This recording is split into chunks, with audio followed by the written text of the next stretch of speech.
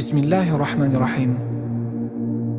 Alloh taolaga hamd va sanomiz, maqtovimiz, shukrimiz bo'lsinki, siz bizni yo'qdan bor qilgan, insonlarning ichida ham musulmon qavmidan qilganligiga qanchalar shukrlar aytsak ham ozdir. Va yana Alloh taolaning suyukli bandasi, Habibim, do'stim deb atagan payg'ambarimizga Alloh taolaning salovat va salomlari yog'ilsin. Men sizlarga shu asnoda bir voqeani so'zlab bermoqchiman. Bu voqea aslida bo'lgan voqeadir. Keling siz ham voqeadan xabardor bo'ling. Buyuk va marhamatli Alloh taolaga va uning rasuliga bo'lgan muhabbatimizning libosi ushbu zamonamiz odamlari qilgan ishlari ila zinatlansa. Kunlarimizdan bir kuni men bir yo'lda ketib bormoqda edim. Nogoh ko'zim bir o'ralgan narsaga tushdi. Qiziqib nima ekan deb qarasam, katta miqdordagi pul edi. Atrofga qaray boshladim. Kimdir shoshgan holatda yonidan tushirib qo'ygan bo'lsa kerak deb o'yladim. Shunday katta shaharda bu pullarning egasini qanday qilib topaman deb o'yladim. Ertasi kuni bir qancha e'lon qog'ozlarini tayyorladim. Pul topib olingani, yaqin orada kim katta miqdorda pul yo'qotgan bo'lsa, murojaat qilish uchun telefon raqamini yozib qo'ydim. Kun o'tgan sayin telefon qiluvchilarning soni ortib boraverardi. Lekin hech kim topib olingan pulning belgilarini to'g'ri aytib bera olishmasdi. Men esa birovning pulini o'z egasiga topshira olmayotganligimdan siqila boshladim. 50 ga yaqin telefon qo'ng'iroqlardan hafsalam pir bo'ldi. Endi nima qilaman? Egasini topishim kerak degan fikr boshimdan ketmasdi. Lekin qanday qilib topaman? Ko'rgan yagona va to'g'ri choramdan ham biror ish chiqmadi. Men tobora siqilardim. Pulni nima qilishni bilmay butun o'y-xayollarim shu ish bilan band edi. Oradan 1 yilga yaqin vaqt o'tibdiki, mening qo'limda o'sha topib olingan pullar turardi. O'ylay oxiri bir qarorga keldim. Madomiki shuncha vaqt o'tib pullarning egasi chiqmagan ekan, birovning haqqi menda turgandan ko'ra, uni Alloh yo'lida egasining nomidan ehtiyojmandlarga tarqatib yuboraman. E'lon va xabarlarimdan keyin pulini yo'qotgan odamning daragi chiqmadimi? Men ham uni topa olmasam kerak deb o'yladim. Parvardigori olamning o'zi guvoh, bundan boshqa choram yo'q. Kunlar borgan sari tezlashib, ana-mana degancha meni o'sha pul bilan bog'liq voqeadan ancha uzoqlashtirib borardi. Men o'z yumushlarim bilan band bo'lardim. Boshqacha aytganda, o'sha voqealar unut ham bo'lib ketgandi, go'yo. Lekin to'satdan mening qo'l telefonim jiringladi. Men ish yuzasidan yoki biror bir tanishim bo'lsa kerak deb o'ylagandim. Ammo Allo, assalomu alaykum. Va alaykum assalom. Kim ekan bu? Ming bor uzr. Sizning telefoningizni zo'rga topdim. Siz bergan e'lon bo'yicha bezovta qilib turibman. Qaysi e'lonim? Telefon qilgan odam yo'qotgan pulning barcha belgilarini aytib berdi. Bu odam oradan 1 yilga yaqin vaqt o'tgan bo'lsa-da, pulidan umidini uzmagan ekan. Shuning uchun odamlardan, yaqin tanishlaridan yo'qolgan pul haqida xabar berib, oxiri meni izlab topgan edi. Ha, tushunarli. Lekin menga biroz vaqt berishingiz kerak.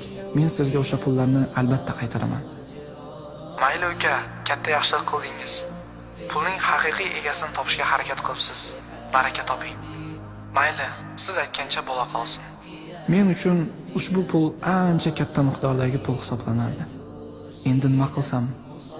Qarz so'ray desam, kimdan olaman buncha katta pulni? Men pulning egasi topilganini aniq bilardim. Miyamga biror narsa qilish, biror chora tadbir qilish kelmasdi. Pulni esa egasiga qaytarishim kerak. Men kimdandir qarz so'rash yoki kimgadir borib o'z dardu hasratini aytib, og'irimni yengil qilishni o'ylamasdim. Miyamda paydo bo'lgan bo'shliqni o'zim ham bila olmayotgan qandaydir bir narsa to'ldirib turardi. Puldan qutulish uchun ko'nglimda hamda oyoq-qo'llarimda kuch va quvvat yo'qdek tuyulardi go'yo. Shunda men Parvardigori olamga yolvardim.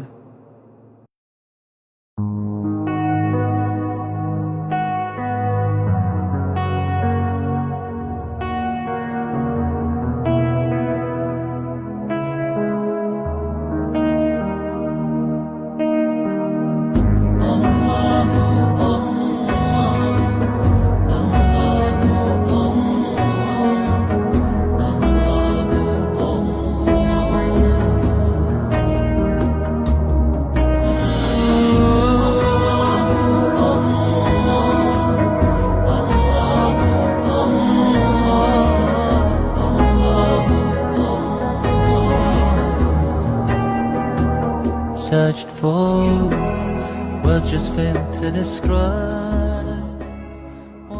Ey ko'rib bilib turguvchi zot, men bu pullarni sening yo'lingda tarqatib yubordim. Sen mening suyanchimsan. Senga yuzlandim. Sen bandangni tashlab qo'ymassan. Subhanalloh walhamdulillah, la ilaha illalloh, wallohu akbar. Mening ko'nglimga bundan o'zga o'y fikr, bundan boshqa so'z va jumla kelmadi.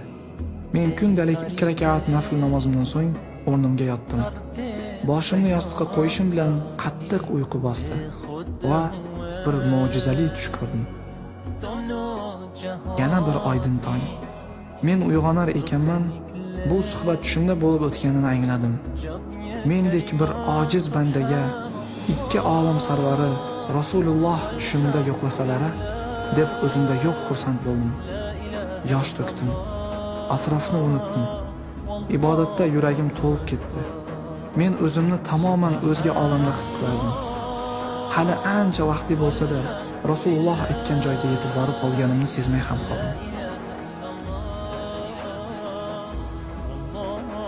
Abdurrahim akani topish unchalik qiyin bo'lmadi.